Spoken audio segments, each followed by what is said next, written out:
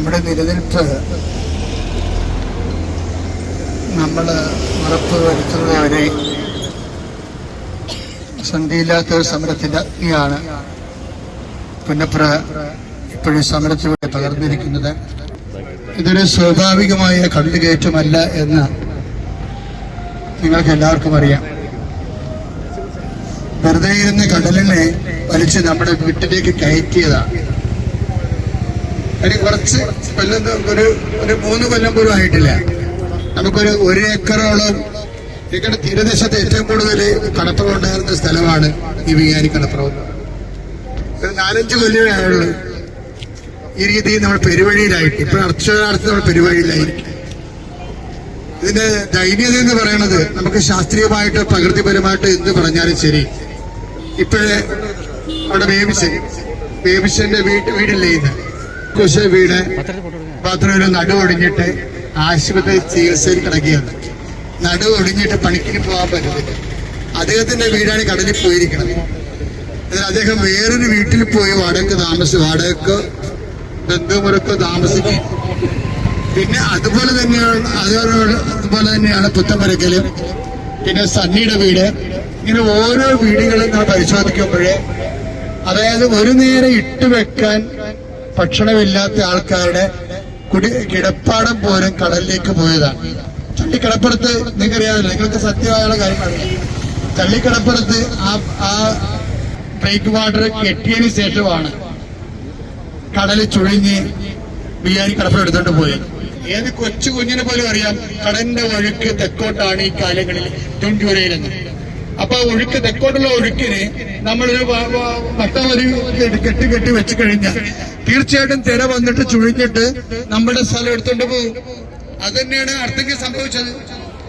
അർത്തിങ്കൽ തുറമുഖം എന്ന് പറഞ്ഞ് ഉണ്ടാക്കിയിരിക്കുന്ന വിഷയത്തിന്റെ ആ ഫിഷ് ലാൻഡിന് ഉൾപ്പെടെ ഉണ്ടാക്കിയിരിക്കുന്നതാണ് ഒറ്റമശ്ശേരി പോയത്.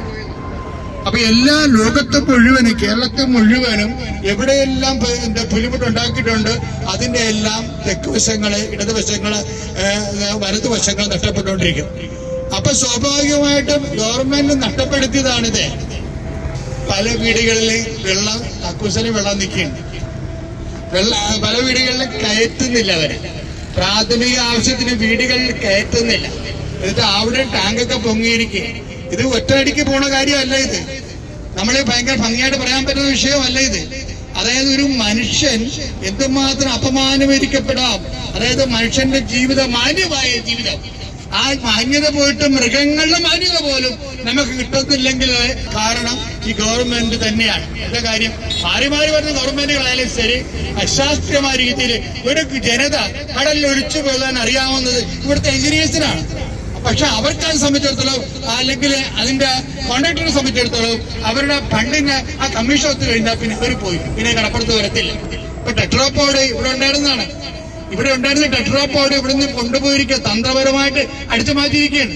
ഒരു കാര്യം എനിക്ക് മനസ്സിലായിട്ടുണ്ട് ഇപ്പൊ, അതായത് വർഷങ്ങളായിട്ട് പുന്നപ്രക്കൊരു നാഥനുണ്ടായിരുന്നു.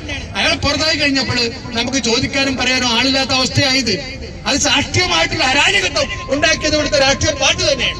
അതുകൊണ്ട് തന്നെ ഞങ്ങൾക്ക് കാര്യങ്ങൾ അറിയാം, ഞങ്ങൾ എങ്ങനെ ഈ രൂപത്തിലായി മാറിയെന്നുള്ളത്, അത് ആരാണ് ഞങ്ങൾ മാറ്റിയെന്നുള്ളത്. ഗവൺമെന്റ് ആയാലും MLA ആയാലും ആരായാലും ഇവിടെ വന്ന് ഈ രീതിയിലേക്ക് ഞങ്ങളുടെ വീടുകൾ നഷ്ടപ്പെടാനും, ഞങ്ങളുടെ ജനങ്ങള് വീട്ടിൽ പോലും ചികിത്സയില്ലാതെ കണ്ട വീടുകളിൽ പോയി ചികിത്സ എടുത്തുകൊണ്ട് മരണത്തോടും മല്ലിടാമുണ്ടായ അവസ്ഥ ഉണ്ടാക്കിയിട്ടും ഇന്നും നമ്മളെ ഗവൺമെന്റ് ഓരോ വിഷയങ്ങൾ പറഞ്ഞുകൊണ്ട്, പട്ടാമ്പറ്റി പറഞ്ഞുകൊണ്ട് ഈ വിഷയം മുന്നോട്ട് പോകണമെന്നുണ്ടെങ്കിൽ ഇനി ഭരിക്കാൻ അനുവദിക്കുകയുള്ളത് തീരുമാനിക്കണം. ഒരു കാലം വരുമെന്നുള്ള ഇപ്പോഴും താക്കീത് പോലെ ഗവൺമെന്റിനോട് പറയുന്നു. കാര്യം ജനത്തിനിപ്പോ മനസ്സിലായി. മുഖ്യമന്ത്രി ഇപ്പൊ വാഗ്ദാനം നൽകിയിട്ടുണ്ട്. ജനങ്ങളുടെ സംസാരം കേട്ടിട്ട്, വിഷയം കേട്ടിട്ട് മുഖ്യമന്ത്രി വാഗ്ദാനം നൽകിയിട്ടുണ്ട്. പക്ഷേ മുഖ്യമന്ത്രിക്ക് അറിയാം ഇറങ്ങാൻ സമയമായെന്നറിയാം. ഇറങ്ങാൻ സമയമാകുമ്പോൾ നമ്മുടെ കണ്ണിൽ പൊളിടാൻ വേണ്ടി തൽക്കാലത്തേക്കുള്ള അഡ്ജസ്റ്റ്മെന്റില് തൽക്കാലം പിടിച്ചു നിൽക്കാൻ വേണ്ടിയുള്ള വാഗ്ദാനമാണെങ്കിൽ അത് നടപ്പിലാക്കത്തില്ല. കാരണം എന്താ വെച്ച് കഴിഞ്ഞാല് ഇവിടെ ആയിരക്കണക്കിന് ജനങ്ങള് കടലോരത്ത് കൂടിയപ്പോൾ മുഖ്യമന്ത്രി നമ്മളോട് എന്താ പറഞ്ഞത്? പേടിക്കണ്ട എന്നാ പറഞ്ഞത്. പിന്നെ പക്ഷെ അന്ന് പോലെ ഇവിടെ പേടി മാത്രമേ ഉള്ളൂ.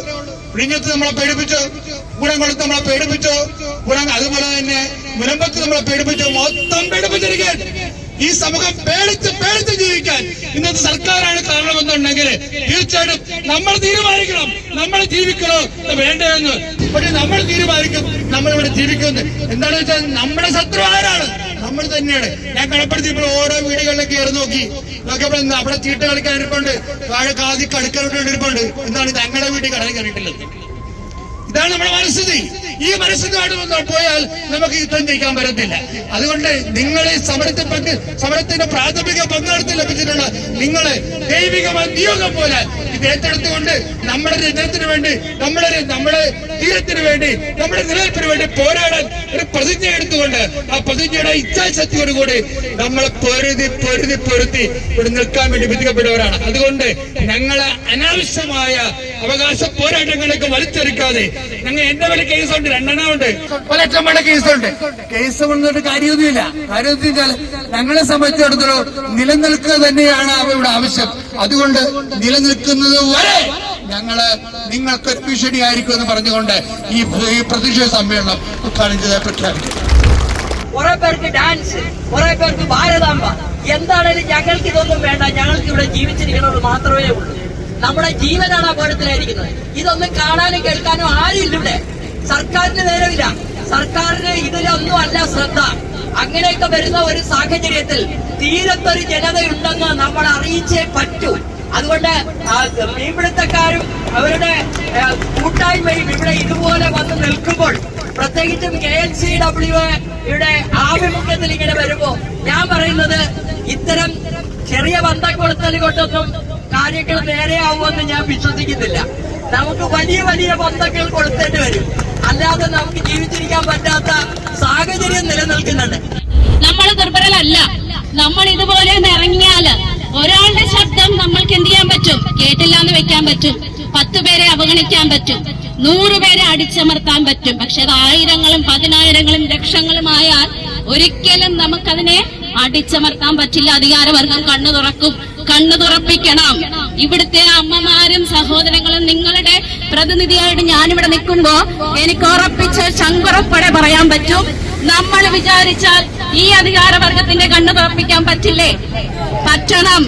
കാരണം നമ്മളുടെ മക്കളെ കാറ്റ് കാണുമ്പോഴും കോള് കാണുമ്പോഴും മഴക്കാറ് കാണുമ്പോഴും നമ്മളുടെ മക്കൾക്ക് കാവലിരുന്ന് ഉറക്കം നഷ്ടപ്പെടുത്തുമ്പോൾ നമ്മളുടെ അധികാരികളുടെ ഉറക്കം നമ്മൾ നഷ്ടപ്പെടുത്തണ്ടേ? നമ്മൾ ഉറങ്ങാതിരിക്കുമ്പോൾ അവർ ഉറങ്ങാതിരിക്കണം.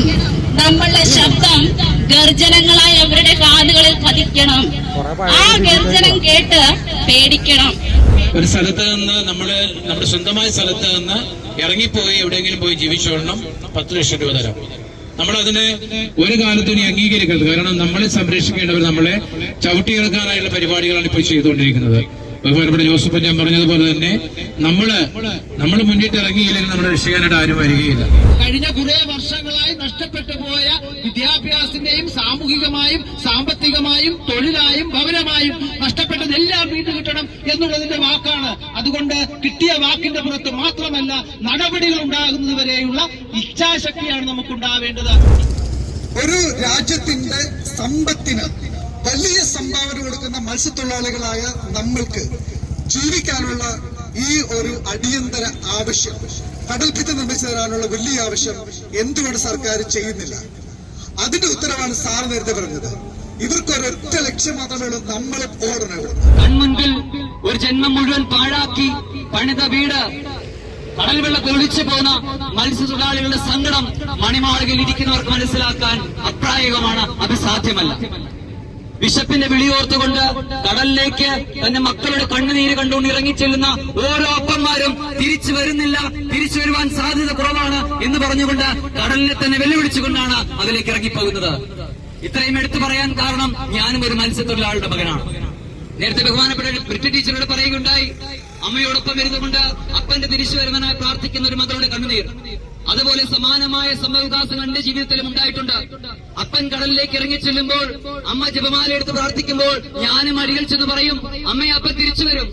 പ്രിയമുള്ളവരെ, നിങ്ങൾ മനസ്സിലാക്കേണ്ട ഒരു കാര്യം, ജൂൺ ജൂലൈ മാസങ്ങളിൽ നമ്മൾ ഇറങ്ങി വന്ന് സമരം ചെയ്യേണ്ടത് മാത്രമല്ല, മറിച്ച് തിരഞ്ഞെടുപ്പുകൾ നേരിടുമ്പോൾ നമുക്ക് ഉറച്ച നിലപാടുകൾ ഉണ്ടായിരിക്കണം. വൈദികർ ഒരു ദിവസം വന്ന് ഉപവസിച്ചു. വൈദികർക്കെതിരെ FIR രജിസ്റ്റർ ചെയ്തു, കേസെടുത്തു. ഈ നാട്ടിൽ, ഈ ഇന്ത്യ രാജ്യത്തിൽ ഉപവസിച്ച് സമരം നടത്താൻ പോലും നിങ്ങൾ സമ്മതിച്ചില്ലെങ്കിൽ ഇനിയും പ്രതിഷേധങ്ങൾ തെരുവിലുണ്ടാകുമെന്ന് അടിവരയിട്ട് പറയാൻ ഞാൻ ആഗ്രഹിക്കുകയാണ്. നമ്മുടെ കേരളം ഏതാണ്ട് കാര്യത്തിലൊക്കെ 1-ാം നമ്പറാണെന്നാണ് കുറച്ചാളുകൾ പറയുന്നത്. ആ 1-ാം സ്ഥാനത്തുള്ള കേരളത്തിലെ ജനങ്ങളാണ് ഈ റോഡിൽ കിടന്ന് കരയുന്നത്. ഞങ്ങളെ കടൽഭിത്തിക്ക് വേണ്ടിയിട്ട് നടു റോഡിൽ കിടന്ന് കരയുക. ഈ ഹൈവേയില് വന്ന് കിടന്ന് ഞങ്ങള് കടൽഭിത്തി വേണം, ഞങ്ങൾക്ക് വീട് വേണം എന്നും പറഞ്ഞുകൊണ്ട് കിടന്ന് കരയുന്നത്.